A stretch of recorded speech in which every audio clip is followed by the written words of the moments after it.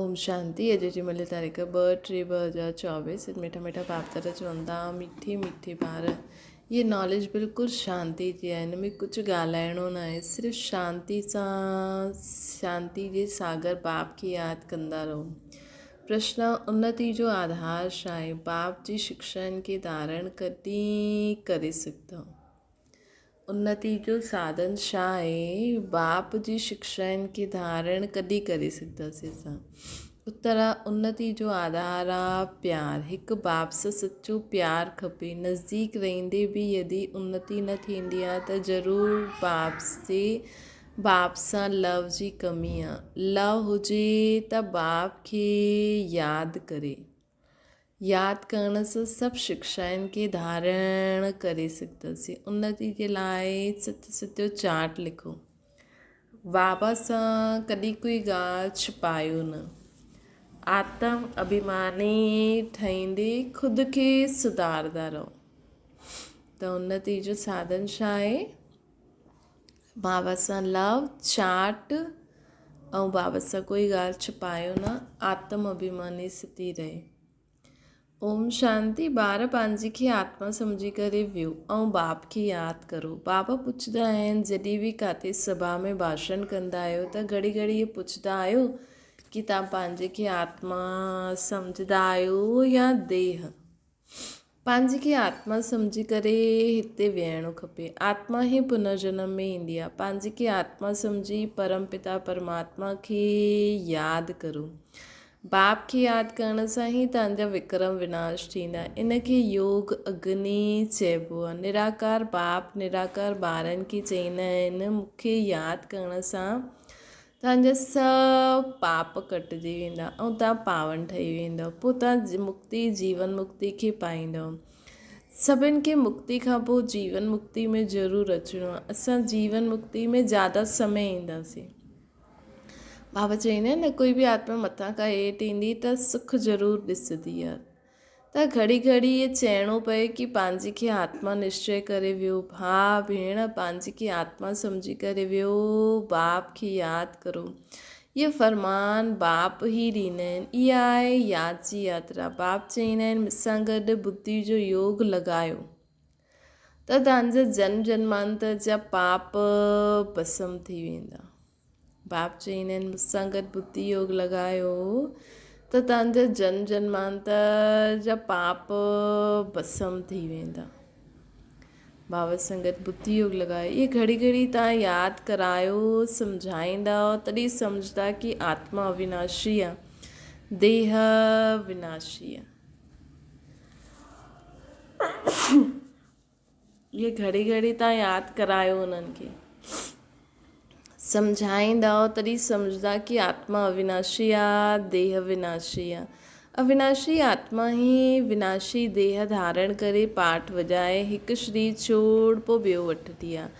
आत्मा जो स्वधर्म त शांति आहे, उहो पंहिंजे स्वधर्म खे न ॼाणंदी आहे। हाणे बाप चईंदा आहिनि, मूंखे यादि करो त विक्रम विनाश थिए। मूल ॻाल्हि ई इहा आहे, पंहिंजे स्वधर्म में टिकी करे बाप खे यादि करो। पहिरियों तव्हां ॿारनि खे इहा ई महिनत करणी आहे। बेहद जो बाप आत्माउनि खे चईंदो आहे।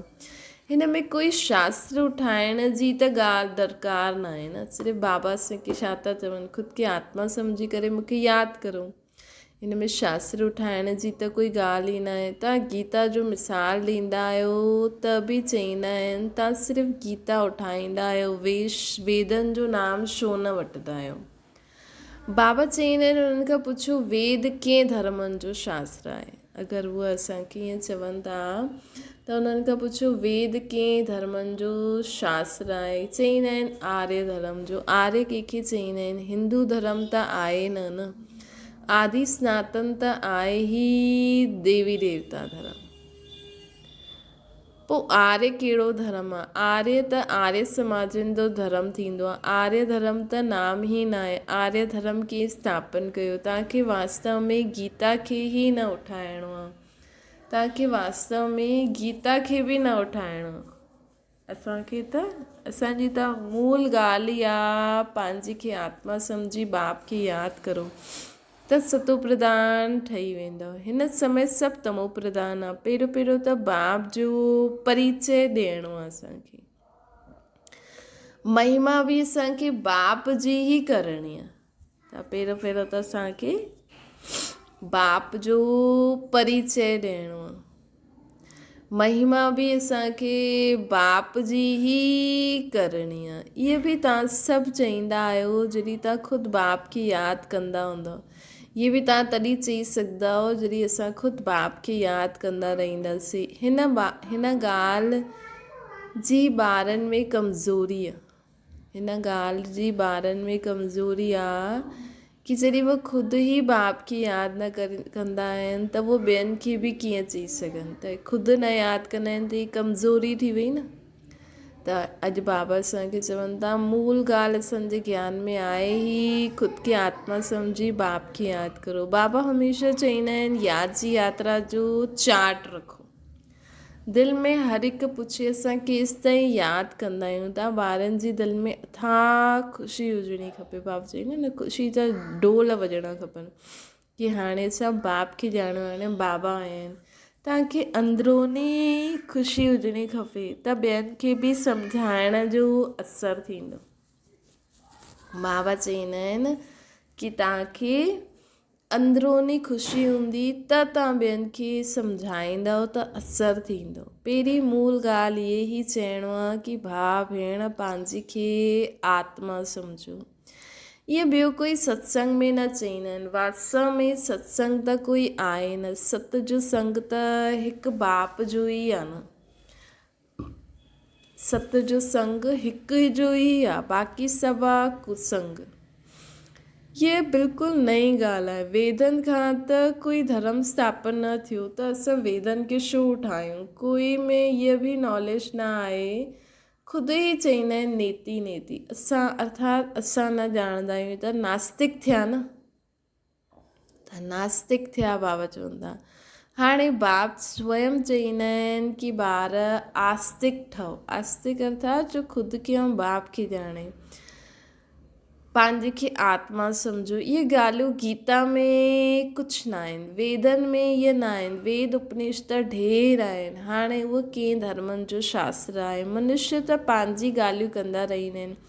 तव्हांखे कंहिंखे बि ॿुधणो कंहिंजो बि ॿुधणो न आहे। बाप त सहज सम्झाईंदा आहिनि पंहिंजे खे आत्मा सम्झी बाप खे यादि करो त आत्मा पावन थी वेंदी। हिन जे लाइ वर्ल्ड जी हिस्ट्री जोग्राफी खे ॼाणणो आहे न। तव्हांजो इहे त्रिमूर्ति गोलो मुख्य हिन में सभु धर्म अची वेंदा आहिनि। पहिरियों आहे देवी देवता धर्म। बाप चईंदा आहिनि त्रिमूर्ति गोलो ॾाढो वॾो ठाहे करे दिल्ली जे मुख्य स्थाननि ते लॻायो। जिते अचणु वञणु ॾाढो आहे हुते लॻाए ॾियो। बाबा चवनि था हुते लॻाए ॾियो। 3 सीट ते हुजे। 3 सीट ते हुजे। सीढ़ी में त ॿिया धर्म न ईंदा आहिनि। मूंखे इहे 2 चित्र आहिनि। सम्झाइण ई हिन ते आहे। पहिरियों आहे बाप जो परिचय। बाप सां ई वरसो मिलंदो आहे। इहा ॻाल्हि जो निश्चय कराइण बग़ैर तव्हांजो कुझु बि कोई सम्झी न सघे। जेसिताईं ख़ुदि खे आत्मा न सम्झे, बाप खे बाप न सम्झे, तेसिताईं उहो कुझु सम्झी न सघंदो। हिकु बाप खे ई न सम्झो त ॿिया चित्रनि ते वठी वञणु जीअं त फालतू आहे। अलफ़ खे सम्झण बग़ैर कुझु बि न सम्झे। बाप जो परिचय बग़ैर ॿियो कोई ॻाल्हि न करो। पहिरियों असांखे हुननि खे बाप जो परिचय ॾियणो आहे। बाप सां ई बेहद जो वरसो मिलंदो आहे। बाबा ख़्यालु कंदा आहिनि अहिड़ी सहज ॻाल्हि छो न सम्झाइनि। तव्हांजी आत्मा जो बाप उहो शिव आहे। उन्हनि सां ई वरसो मिलंदो आहे। तव्हां सभु आपस में भाउ थी विया न। जॾहिं हिन ॻाल्हि खे भुलिजंदा आहियो तॾहिं तमो प्रधान थी वेंदा आहियो। जॾहिं असां ख़ुदि खे आत्मा भाउ सम्झणु भुलिजी वेंदा आहिनि, ख़ुदि जे बाप खे भुलिजी वेंदा आहिनि, तॾहिं तमो प्रधान थी वेंदा आहिनि। हाणे बाप खे यादि करो त सतो प्रधान थी वेंदव। मूल ॻाल्हि ई आहे रचताऊं रचयिताऊं रचना जो खे ॼाणणु।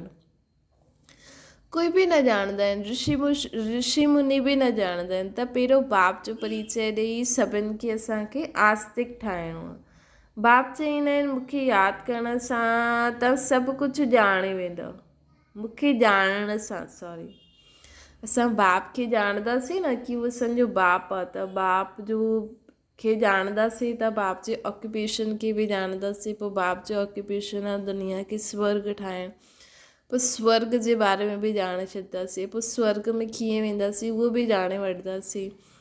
पोइ स्वर्ग खां नर्क में असां कीअं आयासीं उहो बि ॼाणे वठंदासीं। त सभु कुझु ॼाणे वठंदासीं न।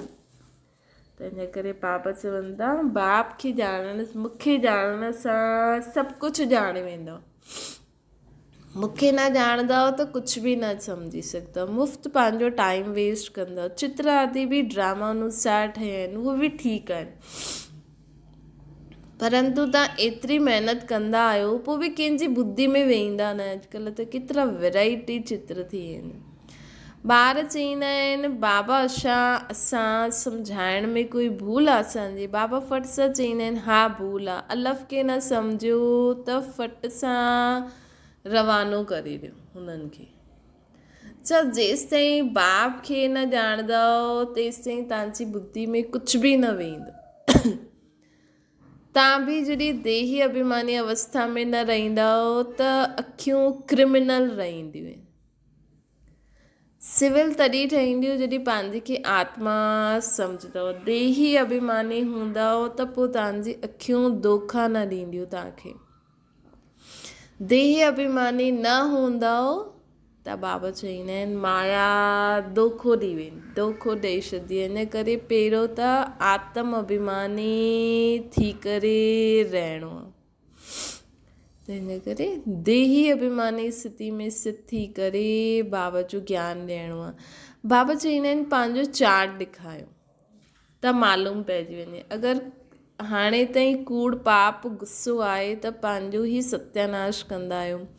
बाबा चार्ट ॾिसी करे सम्झी वेंदा आहिनि कि सत्य लिखियो अथनि या अर्थ बि न सम्झियो आहे। सभु ॿारनि खे बाबा चईंदा आहिनि चार्ट लिखो। बाबा सभिनि ॿारनि खे चवनि था कि ॿार चार्ट लिखो। जो ॿार योग में न रहंदा आहिनि उहे एतिरी सर्विस बि न करे सघंदा आहिनि। जो ॿार योग में न रहंदा आहिनि उहे एतिरी सर्विस बि न करे सघंदा आहिनि। जौहर न भरंदो आहे न, बल बाबा चईंदा आहिनि कोटनि में कोई निकिरंदो, परंतु जॾहिं तव्हां ख़ुदि ई योग में न रहंदव त ॿियनि खे पोइ कीअं सम्झाईंदव। त जॾहिं असां ख़ुदि ई योग में न रहंदासीं त ॿियनि खे तीर कीअं लॻंदो। बाबा चईंदा न ज्ञान जी तलवार में योग जो जौहर हुजणो खपे। सन्यासी चईंदा आहिनि सुख कागविष्ट समान आहे। उहो सुख जो नाम ई न वठंदा आहिनि। तव्हां ॼाणंदा आहियो भक्ति अथाह आहे, हुन में आवाज़ आहे। तव्हांजी नॉलेज त ॾाढी शांती जी आहे। चओ शांती जो सागर त बाप ई आहे। पंहिंजे खे आत्मा सम्झी बाप खे यादि करिणो आहे। बाप चईंदा आहिनि ॿार मनमना भव। इहे अक्षर बि न चओ। हिंदुस्तान जी आहे ई हिंदी भाषा, पोइ संस्कृत ॿी भाषा छो चऊं। हाणे हिन सभिनि भाषाउनि खे छॾो। पहिरियों तव्हां भाषण करो कि पंहिंजे खे आत्मा सम्झो। ॾाढा आहिनि जो पंहिंजे खे आत्मा बि न सम्झी सघंदा आहिनि, यादि न करे सघंदा आहिनि। पंहिंजे घाटे खे कोई सम्झी न सघे। कल्याण त हिकु बाप जी यादि में ई आहे न। असां सभिनि जो कल्याण त बाबा जी यादि में आहे। ॿियो कोई सत्संग में हीअं न चईंदा पंहिंजे खे आत्मा सम्झी बाप खे यादि करो। कॾहिं बाप खे हिकु जॻह वेही यादि कंदो। असां उठंदे वेंदे बाप जी यादि में रहणो आहे। आत्म अभिमानी ठहिण जी प्रैक्टिस करणी आहे। बाबा चवनि था आत्म अभिमानी ठहिण जी प्रैक्टिस करणी आहे असांखे। तव्हां ॾाढो ॻाल्हाईंदा आहियो न, एतिरो ॻाल्हाइणो न खपे। मूल ॻाल्हि आहे ही यादि जी यात्रा। योग अग्नि सां ई तव्हां पावन ठहींदव। हिन समय सभु दुखी आहिनि, सुख मिलंदो ई आहे पावन ठहिण में। तव्हां आत्म अभिमानी आहियो, आत्म अभिमानी थी करे कंहिंखे बि सम्झाईंदव त हुनखे झटि तीर लॻी वेंदो, हुनखे झटि ई तीर लॻी वेंदो। कोई ख़ुदि विकारी आहे, कंहिंखे चए निर्विकारी ठहो त हुनखे तीर न लॻंदो। बाप चईंदा आहिनि ॿार तव्हां ख़ुदि याजी यात्रा ते न रहंदा आहियो, हिन करे तीर न लॻंदो आहे। हाणे बाप चईंदा आहिनि बीती सु पीती, पहिरियों पंहिंजे खे सुधारो। दिलि खां पुछो, असां पंहिंजे खे आत्मा सम्झी बाप खे केतिरो समय यादि कंदा आहियूं। जो बाप असांखे विश्व जो मालिक ठाहींदो आहे, असां शिव बाबा जा ॿार त ज़रूरु असांखे विश्व जो मालिक ठहिणो आहे न। उहो ई हिकु माशूक अची करे तव्हांजे साम्हूं बीठो आहे त हुननि सां गॾु लव हुजिणो खपे। बाबा सां गॾु असांखे लव हुजिणो खपे। तव्हांजी बि सगाई थी आहे, शादी न, उहो त जॾहिं विष्णुपुरी में वेंदव तॾहिं शादी थींदी। पहिरियों शिव बाबा वटि ईंदा आहियूं, पोइ ससुर घर वेंदा आहियूं। सगाई जी ख़ुशी घटि हूंदी आहे, छो सगाई थी ऐं यादि पकी रहिजी वेंदी आहे। सतयुग में बि सगाई हूंदी आहे न, परंतु हुते सगाई कॾहिं टुटंदी न आहे, अकाले मृत्यु न थींदी आहे। हिते त इहो थींदो रहंदो आहे। तव्हां ॿारनि खे बि गृहस्थ व्यवहार में रहंदे पवित्र ठहिणो आहे। तव्हां ॿारनि खे बि गृहस्थ व्यवहार में रहंदे पवित्र ठहिणो आहे। पर ॾाढा नज़दीक बि रहंदा आहिनि, पोइ बि उन्नति न पाईंदा आहिनि, त जो हुन लव में ईंदा आहिनि हुननि जी ॾाढी उन्नति थींदी आहे। यादि ई न त लव ई न रहंदो आहे, यादि ई न त बाबा सां लव बि न रहंदो आहे, त उन्हनि जी शिक्षाउनि खे बि धारण न करे सघंदा आहियूं असां। जॾहिं बि यादि न कंदासीं, लव न हूंदो, त शिक्षाउनि खे कीअं धारण कंदासीं। भॻवान वाच्य तव्हां ॿार सभिनि खे इहे ई पैगाम ॾियो कि कामा शत्रु आहे। भॻवान वाच्य तव्हां सभिनि खे इहे ई पैगाम ॾियो कि काम महाशत्रु आहे असांजो, जो आदि मध्य अंत दुख ॾींदा आहिनि। तव्हां त पवित्र सतयुग जा मालिक हुयव न, हाणे तव्हां किरी करे गंदा थी आहियो। हाणे अंतिम जन्म आहे, पोइ वरी खां पवित्र ठहो। हाणे हिन अंतिम जन्म में वरी खां पवित्र ठहो। कामचिता ते वेहण जो हथियालो कैंसिल। बाबा हाणे चवनि था कामचिता ते वेहण जो हथियालो सभिनि जो कैंसिल था करनि। हाणे बाबा तव्हां ॿार जॾहिं योग में वेही करे ॻाल्हायो तॾहिं कंहिंजी बुद्धि में वेहींदो। असां जॾहिं योग में वेही करे सभु ॻाल्हियूं कंहिंखे ॿुधाईंदासीं न ज्ञान ॾेई, तॾहिं ई कंहिंजी बुद्धि में वेहींदो। ज्ञान तलवार में योग जो जौहर खपे, ज्ञान तलवार में योग जो जौहर खपे। पहिरीं मुख्य ॻाल्हि ई इहा आहे। ॿार चईंदा आहिनि बाबा असां ॾाढी महिनत कंदा आहियूं तॾहिं मुश्किल कोई निकिरंदो आहे। बाबा चईंदा आहिनि योग में रही करे सम्झायो, याजी यात्रा जी महिनत करो। रावण सां हारे करे विकारी ठहिया आहियो, हाणे निर्विकारी ठहो। बाप जी यादि सां तव्हांजी सभु मनोकामना पूरी थी वेंदी। बाबा स्वर्ग जो मालिक ठाहींदा आहिनि। बाबा डायरेक्शन त ॾाढा ॾींदा आहिनि, परंतु ॿार सुठी रीति कैच न कंदा आहिनि।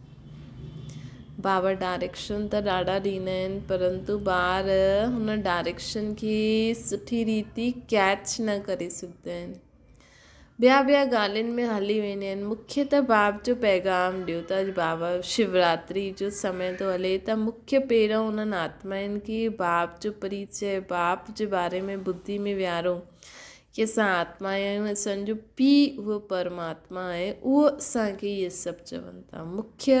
परंतु ख़ुदि ई यादि में न रहंदा त ॿियनि खे कीअं चईंदा। हिते ठगी न हली सघे, हिते कमाई बि थिए थी न। जेतिरो असां ॿियनि खे सम्झाईंदासीं, जेतिरो ॿिया धारण करे अॻियां हलंदा, हुन अनुसार असांजो खातो वधंदो न, हुन अनुसार असांखे सतयुग में राजधानी मिलंदी। त हिते ठगी न हली सघे। ॿियनि खे चओ विकार में न वञो, ख़ुदि वञे त ज़रूरु दिलि खाईंदी उन्हनि जी। अहिड़ा बि ठगा आहिनि। हिन करे बाबा चईंदा आहिनि मूल ॻाल्हि आहे ई अलफ़। अलफ़ खे ॼाण सां त सभु कुझु ॼाणे वठंदव, अलफ़ खे न ॼाण सां त कुझु बि सम्झी न सघंदव। अच्छा, मीठे मीठे सिकी लधे ॿारनि प्रति माता पिता बाप दादा जो यादि प्यार ऐं गुड मॉर्निंग। रूहानी बाप जी सभिनि रूहानी ॿारनि खे नमस्ते। असांजी बि रूहानी माता पिता बाप दादा खे यादि प्यार गुड मॉर्निंग ऐं नमस्ते। धारणा जे लाइ मुख्य सार अंदरूनी बाप जी यादि जी ख़ुशी में रही करे ॿियनि खे बाप जो परिचय ॾियणो आहे। सभिनि खे हिकु बाप जी महिमा ॿुधाइणी आहे। असांखे सभिनि खे हिकु बाप जी महिमा ॿुधाइणी आहे। ॿियो आहे आत्म अभिमानी ठहिण जी प्रैक्टिस करणी आहे। आत्म अभिमानी ठहिण जी प्रैक्टिस करणी आहे। ॾाढो ॻाल्हाइणो न आहे। बीती सो बीती करे पहिरों स्वयं खे सुधारो। बीती सो बीती करे पहिरों स्वयं खे सुधारो। यादि जी यात्रा जो सचो चार्ट रखिणो आहे। बाबा चवंदा यादि जी यात्रा जो सचो चार्ट रखिणो आहे। वरदान ब्रह्मण जीवन में वैरायटी अनुभूति द्वारा रमणीकता जो अनुभव करण वारा संपन्न आत्मा ठहो। जीवन में हर मनुष्य आत्मा जी पसंदगी है ना वैरायटी हूंदी आहे। त सॼे ॾींहं में भिन्न भिन्न संबंध भिन्न भिन्न स्वरूप जो वैरायटी अनुभव करो त ॾाढो रमणीक जीवन आहे। कल्ह बि बाबा चई न भिन्न भिन्न संबंधनि सां अनुभव करो। ब्रह्मण जीवन भॻवान सां गॾु सर्व संबंध करण वारो संपन्न जीवन आहे। इन करे हिकु बि संबंध जी कमी न रखो। अगरि कोई नंढो या हल्को आत्मा जो संबंध मिक्स थी वेंदो त सर्व शब्द समाप्त थी वेंदो। अगरि कोई नंढो या हल्को आत्मा जो संबंध बाबा सां मिक्स थी वेंदो, मतिलबु हर संबंध जो अलॻि अलॻि बाबा सां अनुभव थियणो खपे। कोई बि संबंध जो अनुभव न हूंदो त हेॾे होॾे माण्हुनि सां उहो संबंध लॻी वेंदो। जिते सर्व संबंध जो अनुभव हूंदो न उते सर्व प्राप्तियूं बि थींदियूं, उते संपन्नता बि हूंदी। इन करे सर्व संबंध सां स्मृति स्वरूप ठहो। स्लोगन आहे बाप समान अव्यक्त रूप धारी ठही प्रकृति जे हर दृश्य खे ॾिसंदव त हलचल में न ईंदव। बाप समान अव्यक्त रूप धारी ठही करे प्रकृति जे हर दृश्य खे ॾिसंदव। बाप समान अव्यक्त रूप धारी ठही करे प्रकृति जे हर दृश्य खे ॾिसंदव त असां कॾहिं बि हलचल में न ईंदासीं। हलचल अर्थात बुद्धि असांजी कॾहिं बि बाबा सां डिस्कनेक्ट न थींदी। भई कुझु हीअं थिए थो त हुते हटिणो त आहे। हेॾा बाबा चए थी अरे हीअं भूकंप अची वञे, हीअं कुझु थिए त हिलो ढिलो ई न, चुपचाप बीह रहो। न असां हुन जॻह खां हटंदासीं त सही न, भॼी करे या कीअं करे। हड़बड़ाहट अर्थात बुद्धि हलचल में न अचे। अरे हीअं छा थियो, हीअं कीअं थियो, हीअं न।